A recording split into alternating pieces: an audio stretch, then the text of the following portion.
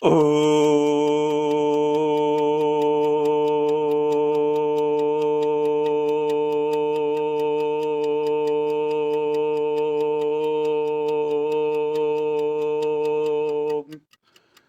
Shanti, Shanti, and Shanti. Peace be on the listener, peace be on the speaker. Peace, peace, and peace. Peace be on the one who is seeking for truth. Peace be on the one who is speaking truth. You see?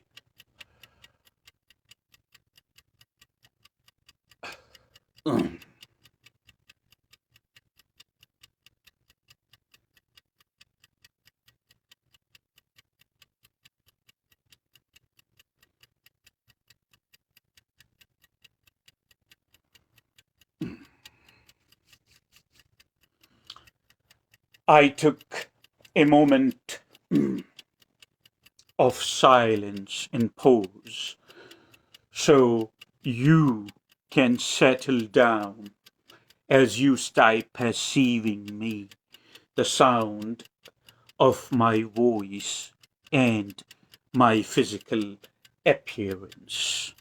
Pauses and the silence is important. We learn a lot of things from silence.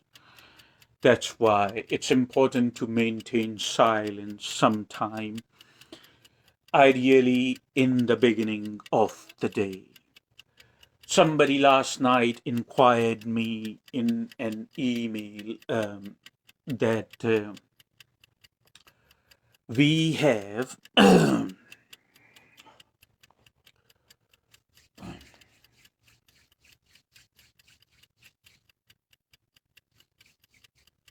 somebody has inquired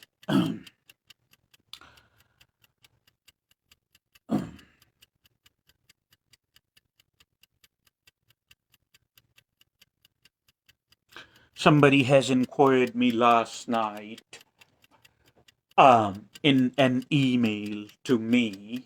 In this email, they have inquired me that what is mysticism, because they have seen a banner,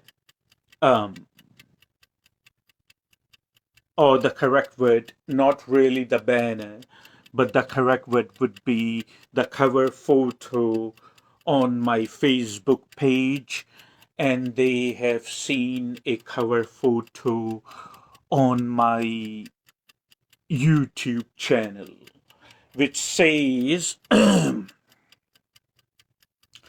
mysticism.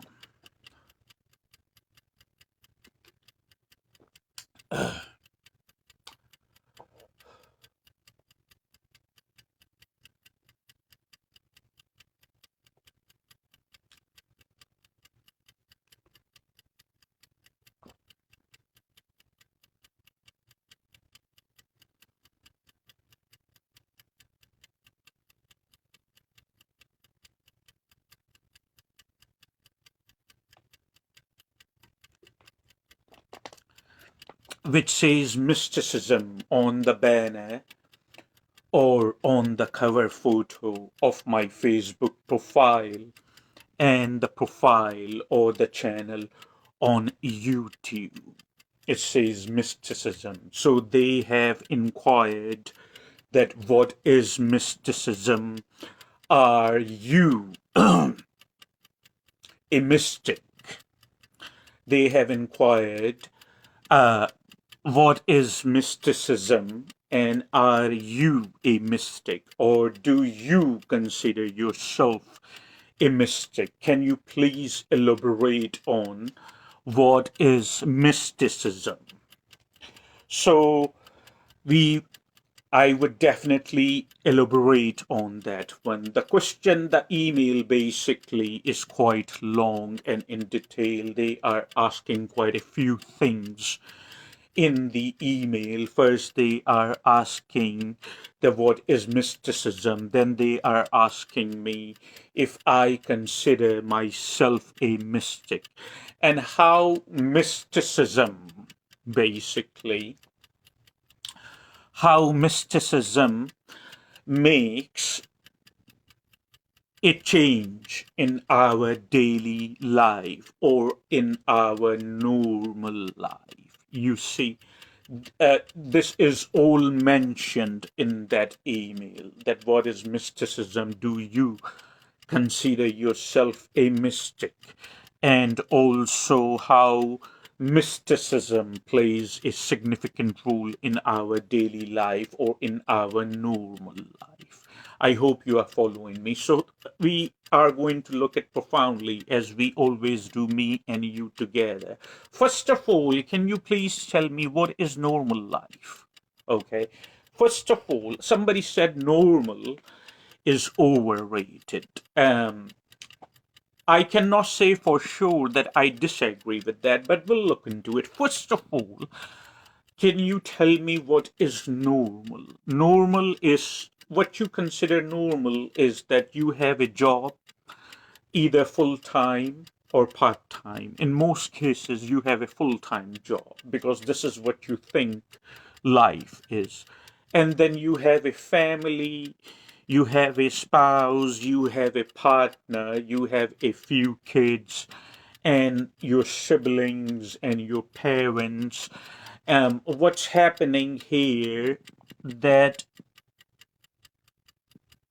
majority of the human is doing it, and when majority of the human is doing it, they are calling it a normal life. You see, this is the definition in every society of normal life.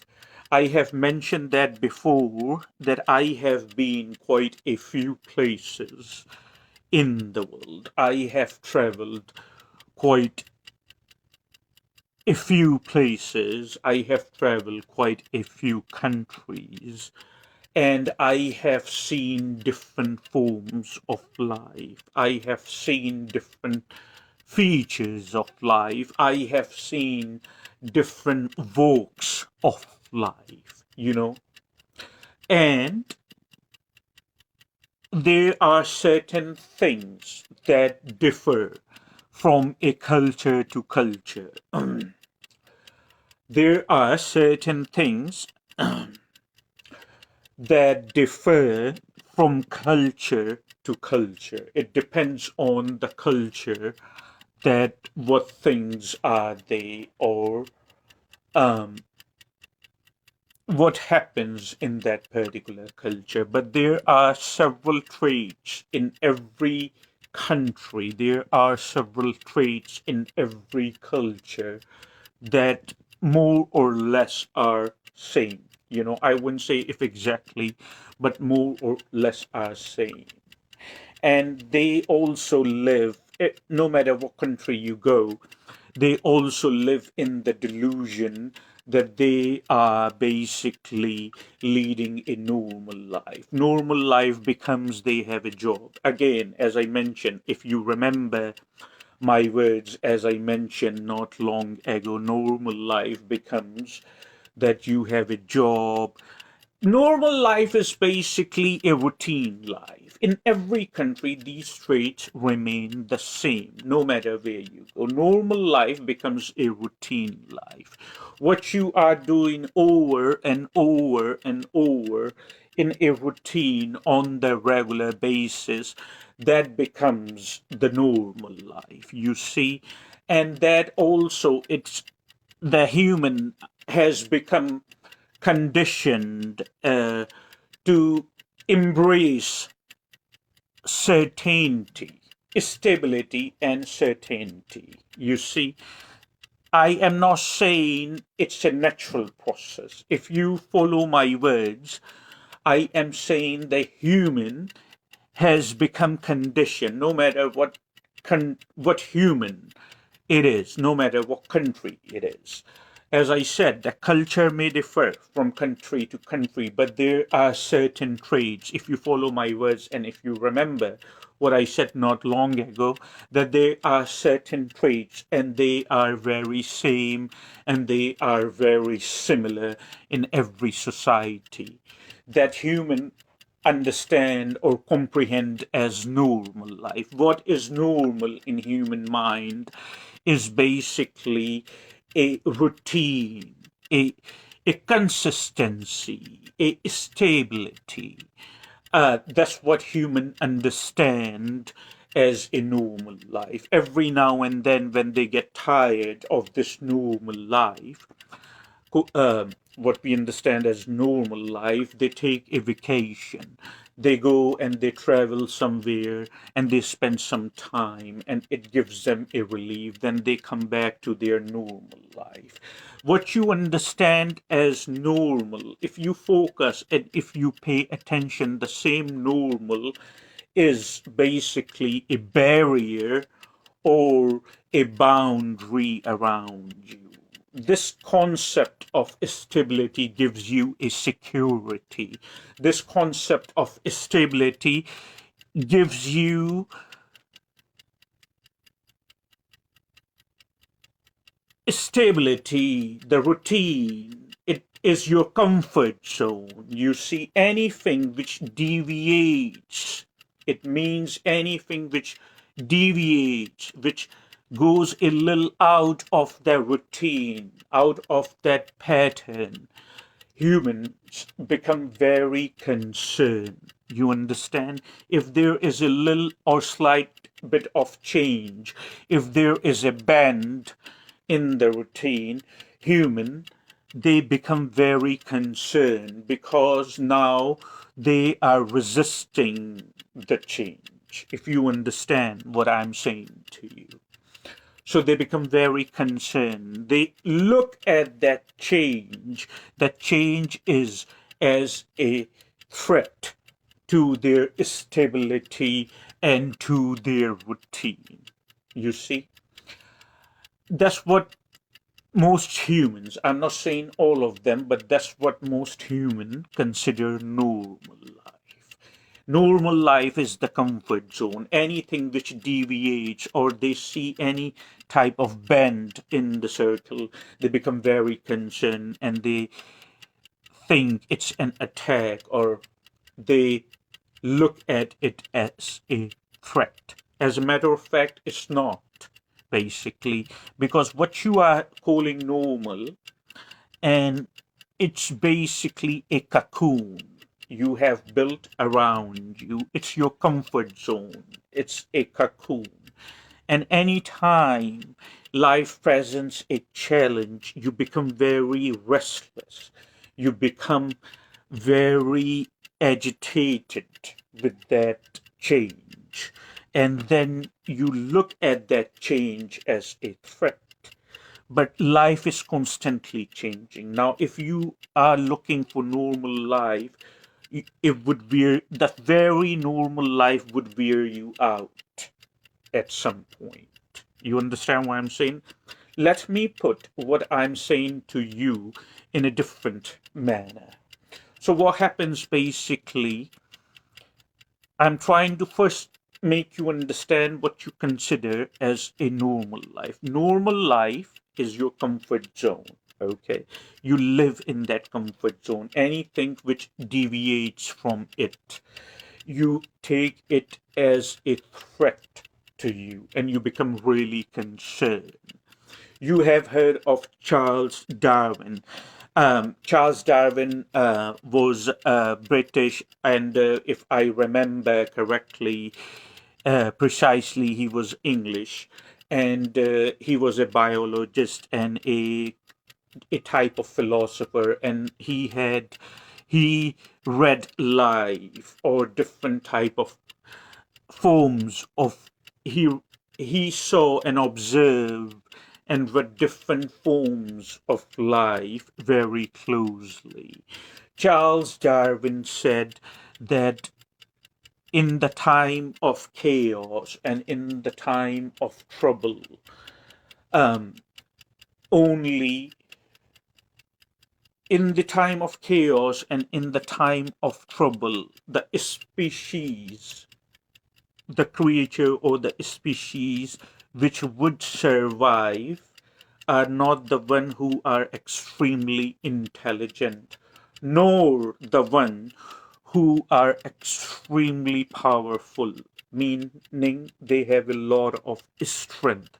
But the species in the time of chaos and in the time of any disaster, any type of disaster, the only species which would survive are the one which are more embracing the change, or they are which are more comfortable in the time of change and adopting the change very quickly. They would last for a very long period of time.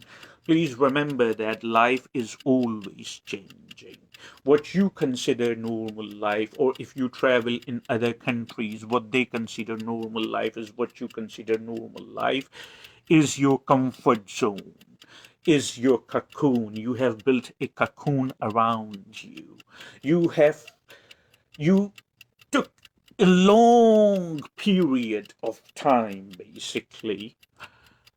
You took a long period of time to take this form. You understand what I'm saying? When I'm saying you, it applies to me too. It applies to whom it is concerned, and it goes to each and every one of us, because this concerns each one and every one of us. We waited for a significant, for an extremely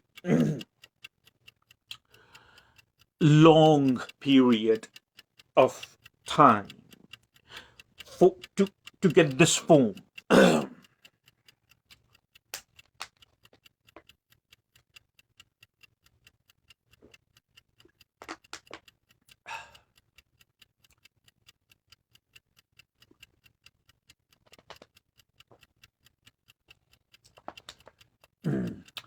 We waited, excuse me, we waited a long period of time. We waited a long period of time to take this form, you see, and we waited to come in a human form, to take this carnation, which starts. Remember the two knots on the scale, or on the field of life. If you remember the two knots, the knot of birth and the knot of bodily demise, what is in between, we all waited to take this form for a long period of time. In the process of waiting, in the process of waiting, when we were waiting, when we were not in the carnation, in the process of waiting, we planned a lot of things. And we were very focused that this time when I go, I'm going to do something different. At this time when I go, I'm going to bring a change, because when we take a human form, basically, it's an opportunity for us to bring the change. As I mention time to time, Swami Yoga Ananda, if you want to bring the change, you need to put effort. This is the time. When we are in this human form, then this is the time. When we were not in the human form, we said, this time I am going to do something different. We said, this time I'm going to bring a change. This time I'm going to experience life in all the ways. You see, this time I'm going to experience life in every possible way. This time I'm not going to repeat the same mistakes I did last time. I need another chance. I need another carnation. I am ready and I cannot wait. You see, this is all we were doing before we took birth in the human form. And as soon as we came in the human form, what happened basically, the people who brought us up. Now remember something, I tell you, it happens to each one of us. Nobody is exempted and nobody is to blame. It's neither good nor bad, it's just the way it is. However, you have a free will and you can change that. You see, and how you are going to change that. The one who changes that is what we understand as a mystic. And the process he changes that is what we understand as mysticism. I just answered your inquiry. However, we are going to look into it further, so there remains no confusion, as we always do. We waited a long period of time, basically, to come in this carnation, in this human form, in this body. And when we came in this carnation, when we came in this human form, and we came in this body, we realized as we started growing up. You see what I'm saying? As we started growing up, everyone which was who was everyone who was around us hooked our attention into something. You see, everything was already here in terms of ideas, in terms of philosophies, in terms of religion, and in terms of what's not. Everything was already here, and it was already here because there were numerous humans around us. You understand what I'm saying? And it was given to those humans by the humans before them, and it was given to those humans by the humans before. So it just keep carrying on and carrying on. What we understand, the concept, the philosophies, the religion, the ideas, the values, the discriminatory aspect of mind, everything is not, unfortunately, how it turned out. It is not important for us if something is true or not. Just having the knowledge makes us feel secure. A mystic does not bank on that. Are you following me? A mystic is has absolutely no fear. A mystic experiences life firsthand. The focus of a mystic is tremendous. A mystic does not accept or discard anything. A mystic knows he or she is as close as to the divine as was Jesus Christ or Buddha or Lord Krishna. You understand?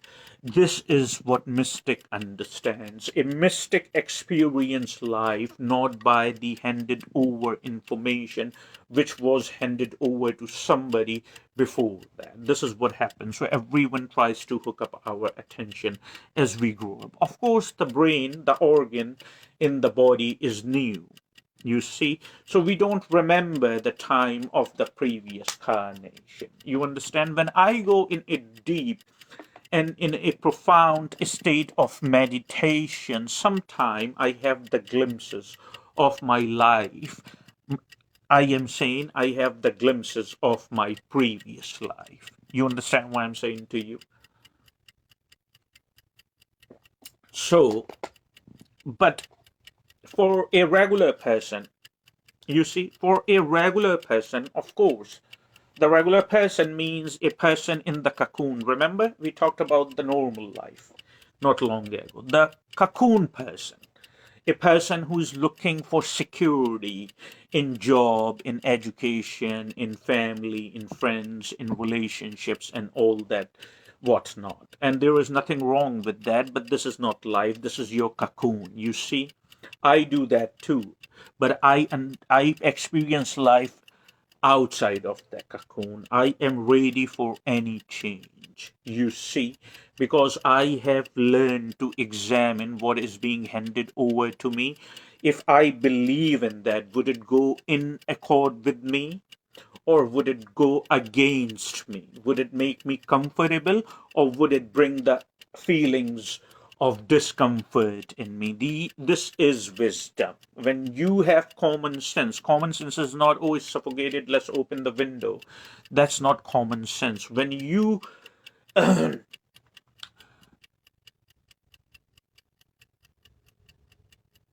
Common sense is which has been given to each and every one of us through sacred or the divinity in us. The reason some people experience more common sense than other people, because they have disbanded. You see the word disband?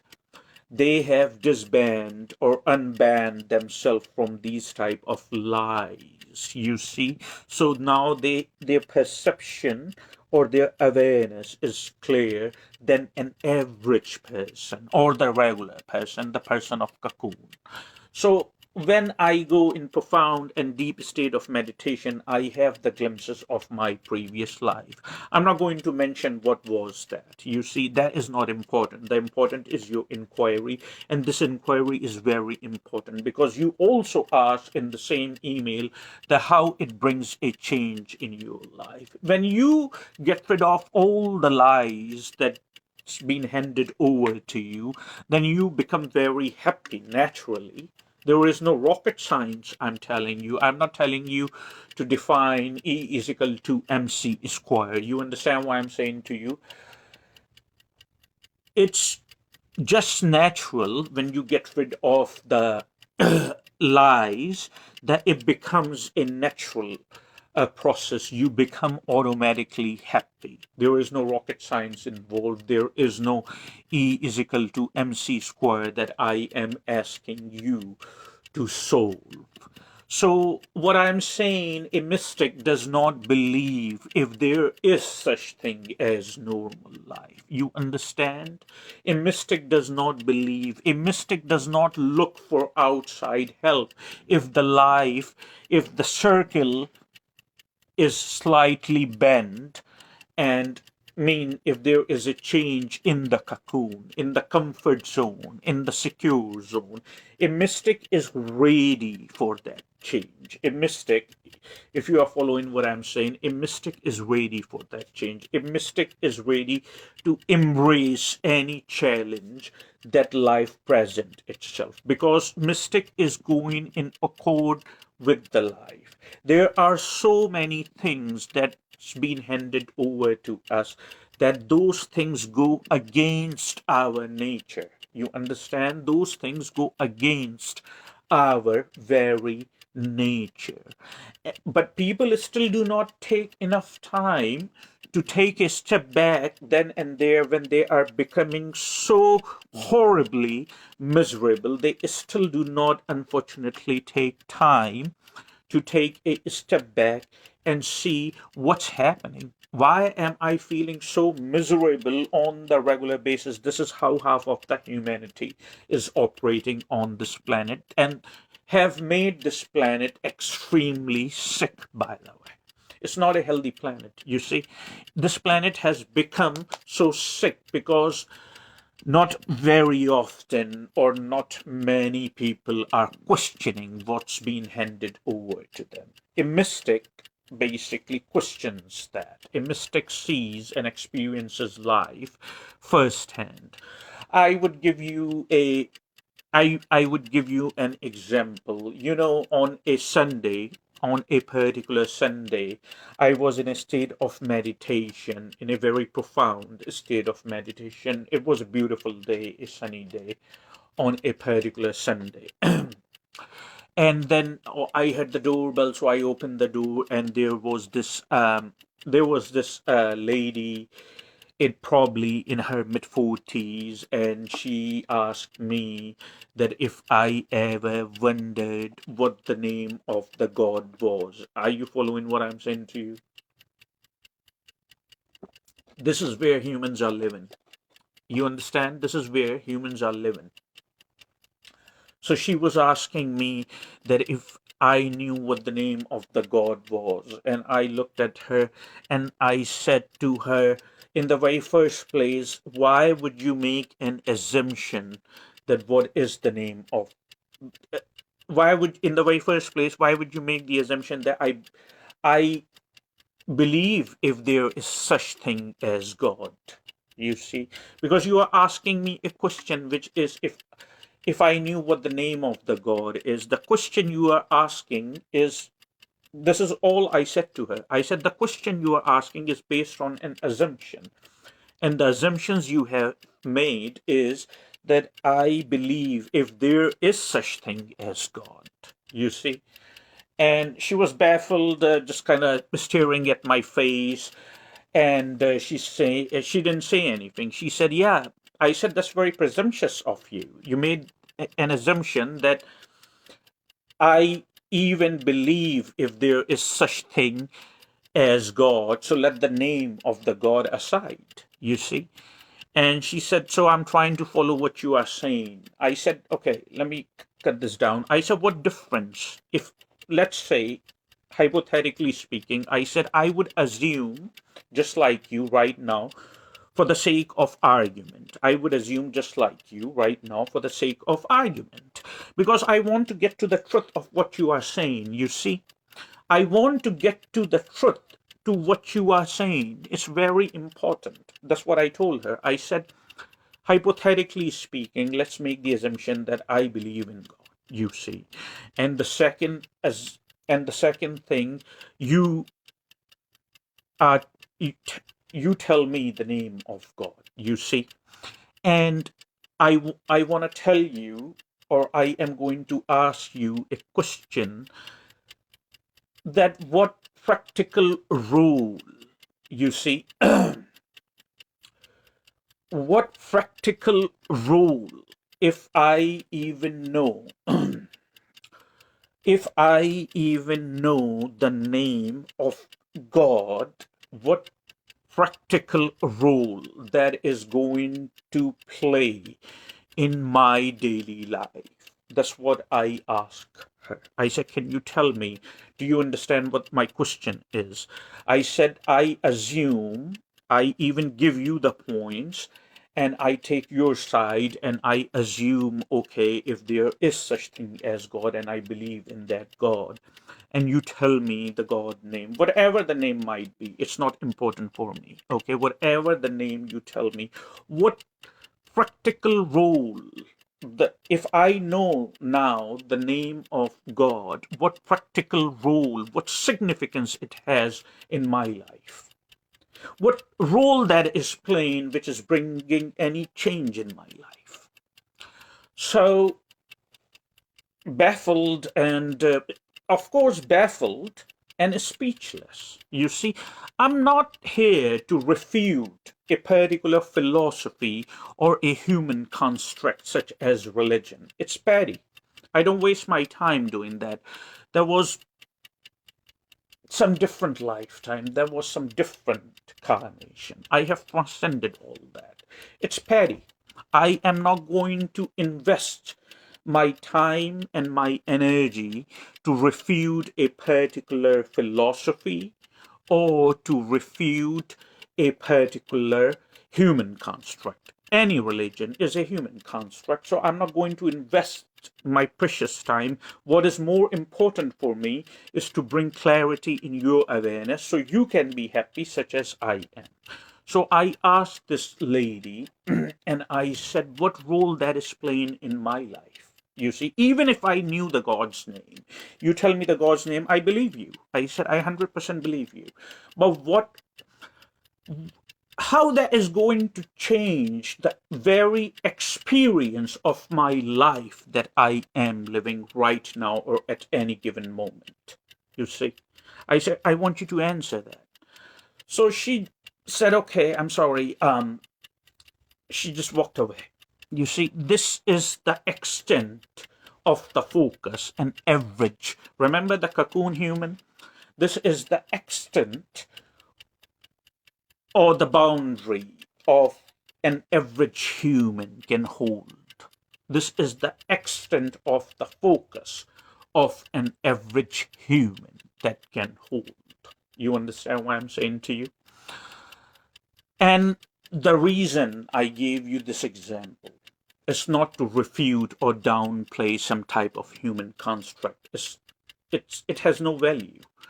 It's not playing any role in any society. But I'm trying to show you half of the humanity has invested their awareness and has invested their focus in things like these? That have I ever wondered what the name of the God is?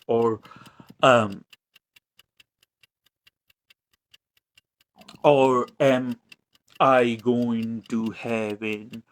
Or am I going to hell? Me and my beautiful spouse, Bridget, and so we were traveling basically to Florida.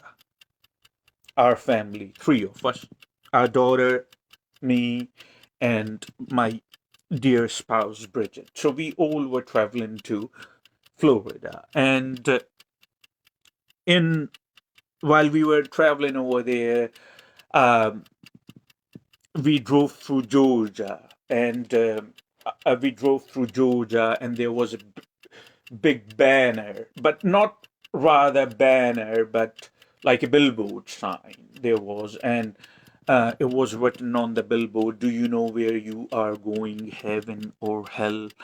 And 843 or whatever the phone it is, and this, please call. You see, do you have to call somebody else in order to find out where you are headed? As I said in the very beginning of this video, that is what mystic is, and the process he follows to experience life firsthand is called mysticism.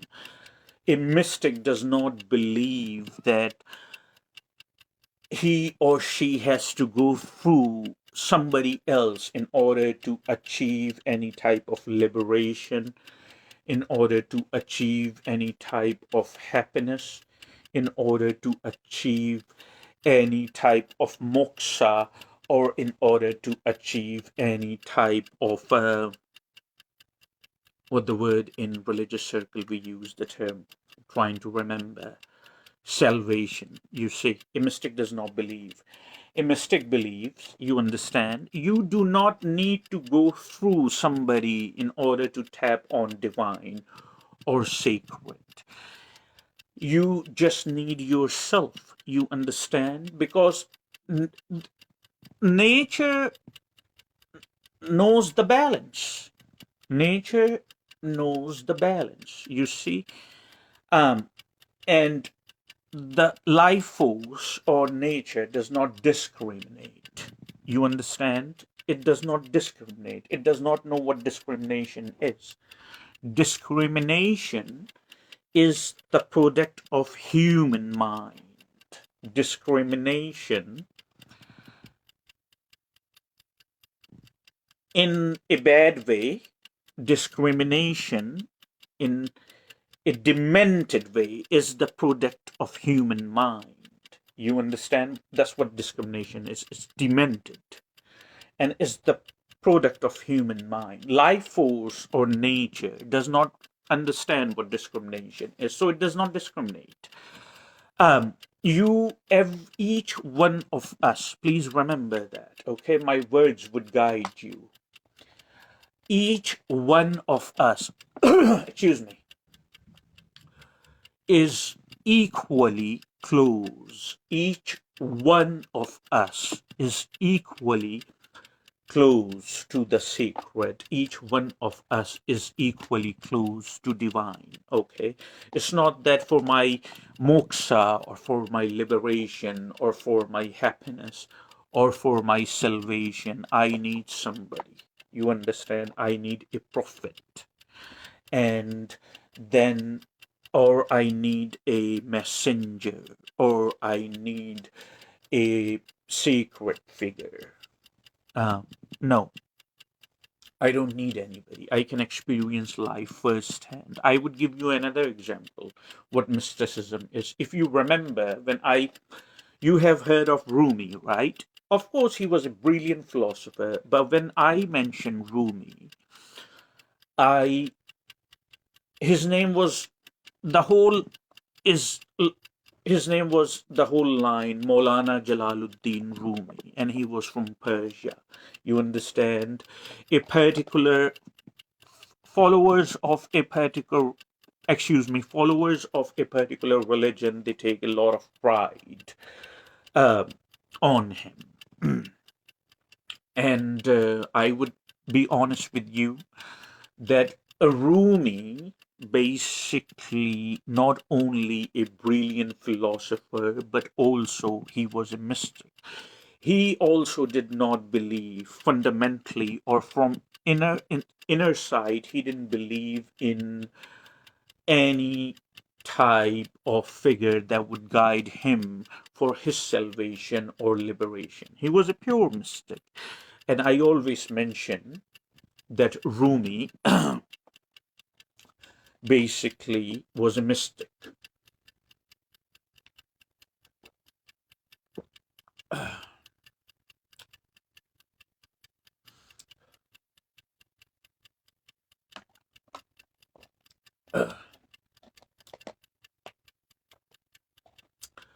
So what happened is Rumi experienced life firsthand by his own experience, and he didn't put the barriers on his thought process. You see, he didn't put the barrier on his thought process. He experienced or tried to experience life. That's why if you read his quotes, it would bring enormous wisdom in you.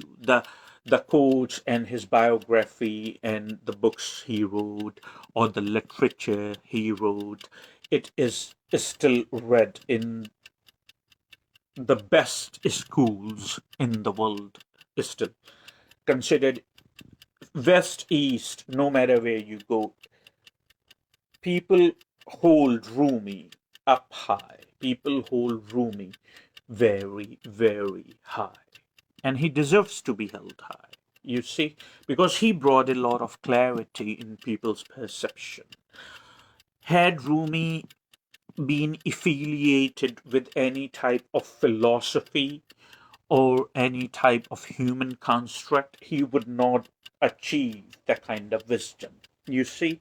So, as I said, nature does not discriminate. Wisdom is common sense, and wisdom is being given to each one of us equally. It's just that which one of us would become receptive. You see what I'm saying to you? It's just that which one of us would become receptive by challenging everything what we have been handed over, and then we get rid of all the superstitions from our awareness.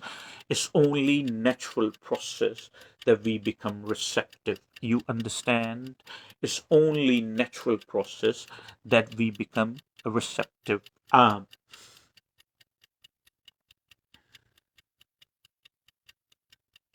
So that's how you become receptive, and then you start experiencing life firsthand. Rumi, of course, was one of those people, a brilliant mystic. And he found the ultimate liberation and he found the ultimate happiness through his own experience, but not looking or following some other figure. So that's what a mystic does. You see, Rumi said that it's your road and your road alone. Other can walk with you, but nobody can walk for you. Are you following what I'm saying to you? Rumi said it's your road and your road alone.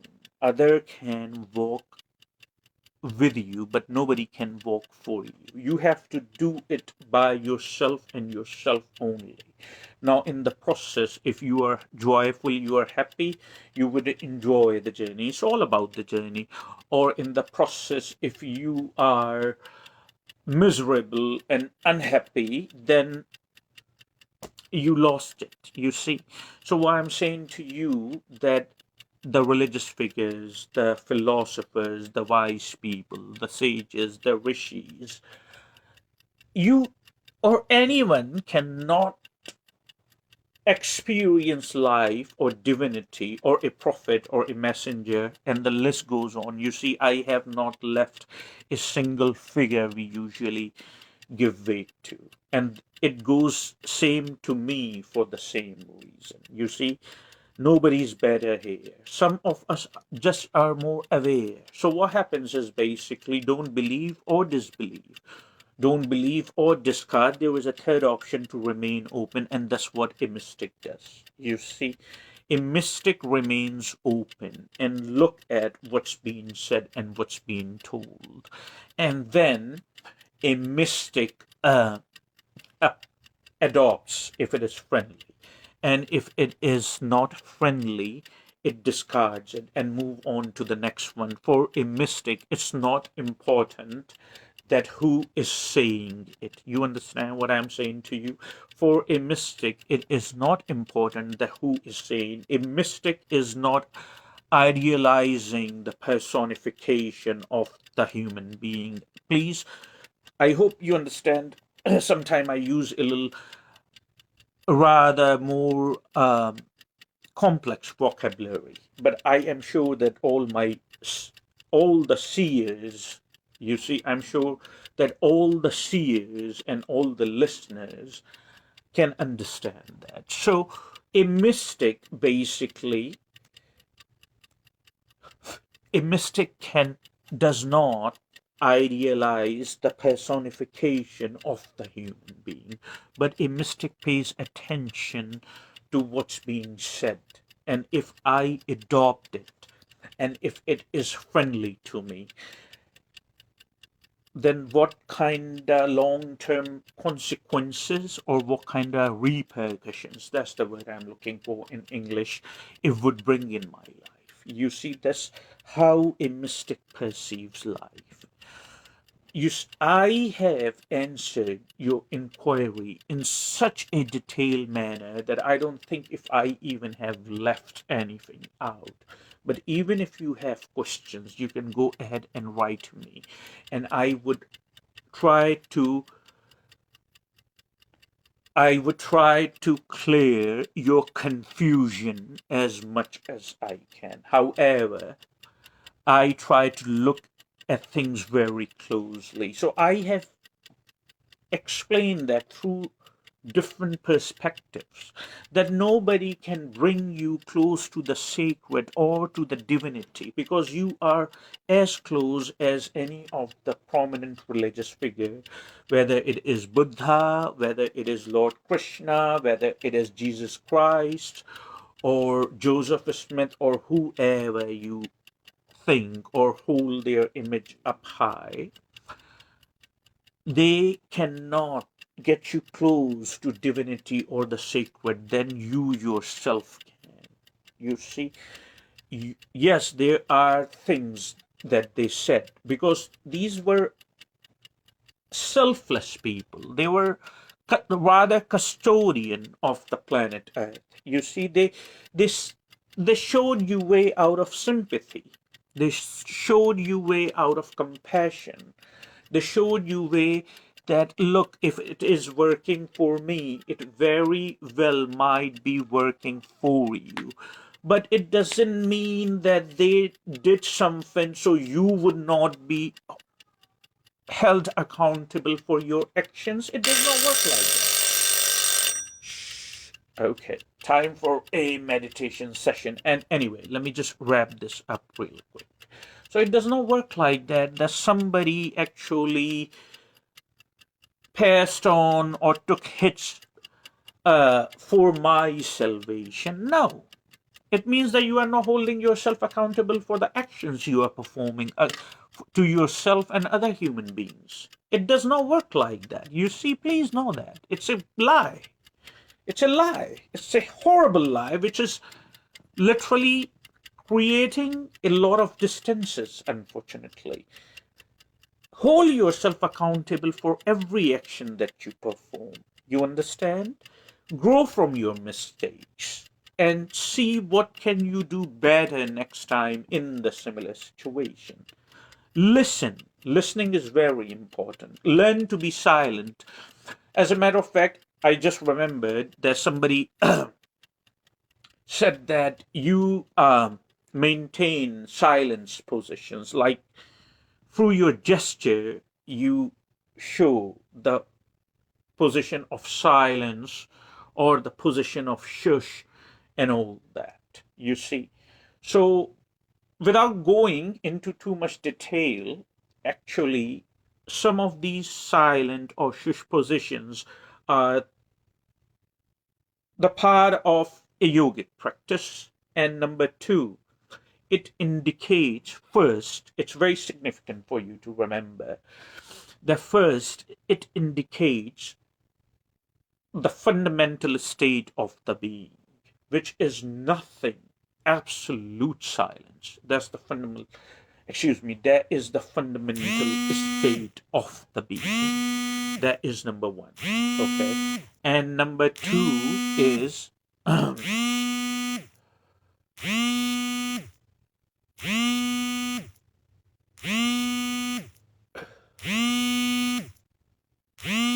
I'm sorry, I'm just taking a pause before I sum it up because I see there is a phone call on the screen right now. So, the fundamental state of the being is silence. You see, silence. There is nothing but silence. So, that indicates that's a fundamental state of the being. And number two, it also indicates and encourages other fellow humans to learn to listen sometime or half of the time, okay, without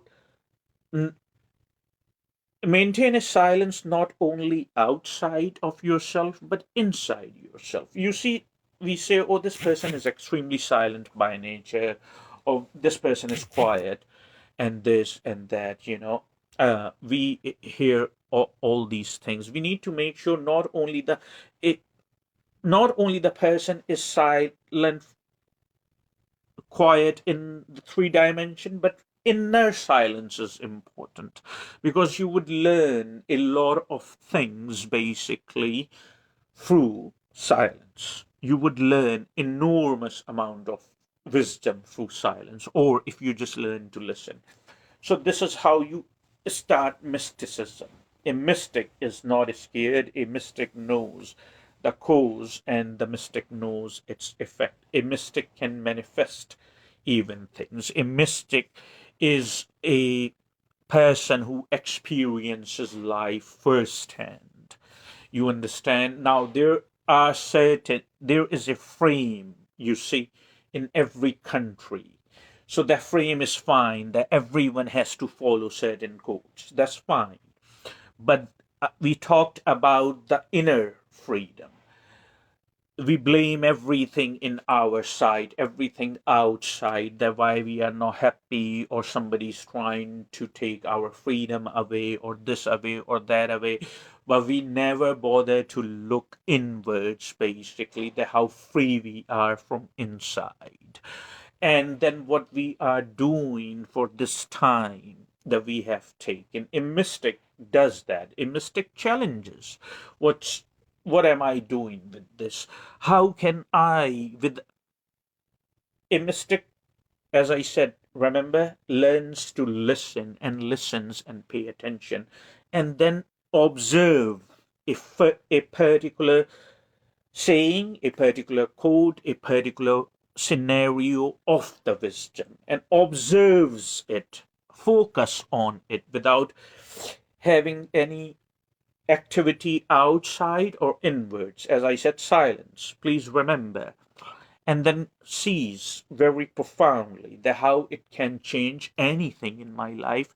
Is it bringing happiness in my life? Is it bringing liberty in my life? Is it bringing freedom in my life? That's what a mystic is. First hand, always first hand. A mystic does not have any type of fear or the fear of death or bodily demise because a mystic is looking this lifetime as a series of learning lessons, as an opportunity where the mystic can shed karma, you see. And the more karma there we are sharing, the more we are getting close to our ultimate liberation or to moksha. You see. So now you understand what is a mystic. And I have answered your email in such a profound and detailed way. Still, if you have any questions, confusion, critics, even, it doesn't bother me. Please write me. Okay. While I am still around, while I am still in this carnation, I would love to clear and bring more and more clarity in your awareness. So I would encourage you to communicate with me. We don't have to shout at each other. We can still be civil at each other even if we have differences in our views. You see, it's, I mean, that much courtesy, of course, we owe to each other as humans, you see, and that's the best way to be. Um, Last but not least, the person said, if I am a mystic. I explain mysticism. I don't like to put labels either on myself or on others. You understand? Until unless I am trying to make you understand by making a point. You see, and only time I'm making a point when I'm trying to make you understand a particular situation. So what happens is basically that a mystic, excuse me.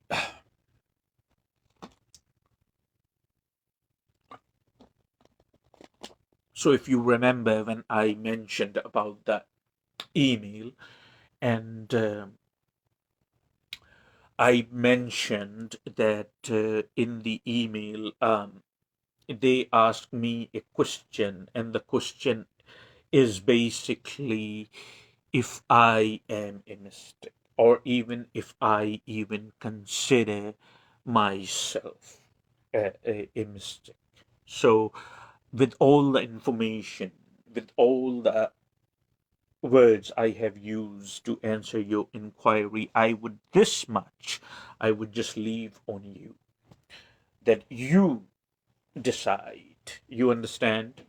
Regardless of the banner you saw on YouTube or my Facebook, still, I would just leave it for you to decide whether I am a mystic or I am not a mystic. I would just leave it for you to decide. Okay. Now, I'm over time anyway, and I usually charge for that. I'm just kidding. So you gotta bring some humor time to time also. We cannot be all serious. We need to remember and we need to remind ourselves about love. It's important for us. All right. Anyway, thank you for listening.